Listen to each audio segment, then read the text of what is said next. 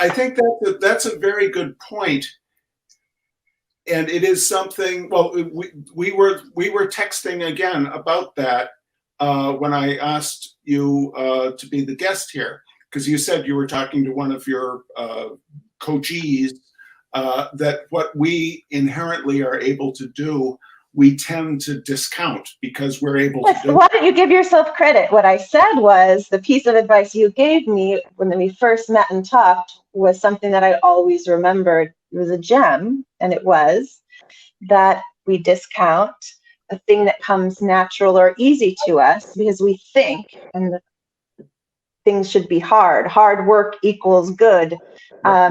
There's enough hard work you're going to have to do no matter what. If something comes easy to you, and that was what you said, and it really stuck with me. Well, I'm glad that was useful, and it seems true. It seems true in the intervening years. I still would hold with that. Now this one is larger than the two that preceded. Yeah. It's a couple of years earlier. It's 2019. Yeah, I did this probably maybe 2021, while I was still in Detroit. I had stopped painting for a year and then slowly started up, but then moved across the country. And it's been a year now. I've been in my new studio here. So the paintings are small because I've started 4 or 5 6-foot by 6-foot or 6-foot by 5-foot paintings. I have huge paintings started, but the excitement has been on these little nudes for me this year. So this one's from before, and it's really experimental, or it doesn't feel so much now, but then it was like me figuring out what painting again after a break and major life changes was. Mm-hmm. Mm-hmm. And it has some very, I mean, it reminds me a little of Philip Guston work, in that it's very flat. You're not really modeling the surfaces much at all, but your more recent work has gone back to a more modeled surface.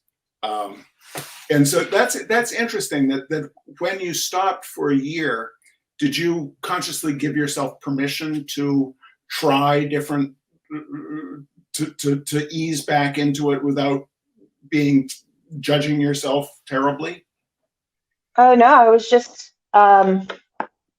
like, the reason I had to stop was because all the gas is out of the car. Like, I couldn't do anything. So I had to, and I think my reasons for painting needed to evolve and heal. And so it took practically, like, I fought it tooth and nail. Like, I remember being like, okay, so I can't be a painter. What can I be? And I set up a paper mache studio, and I was like getting hangers and starch, and it was like, I can't do this.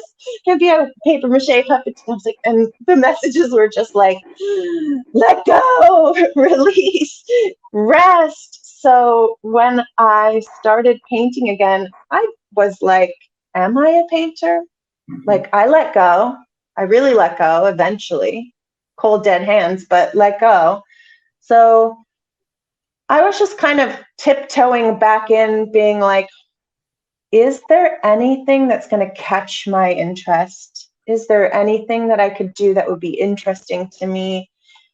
What am I not interested in? Like, I can feel that immediately. Old stuff, old shtick. So it's simple and tentative and experimental because I was just going, how about this guy? I don't know. How about this guy, idea-wise? Mm-hmm.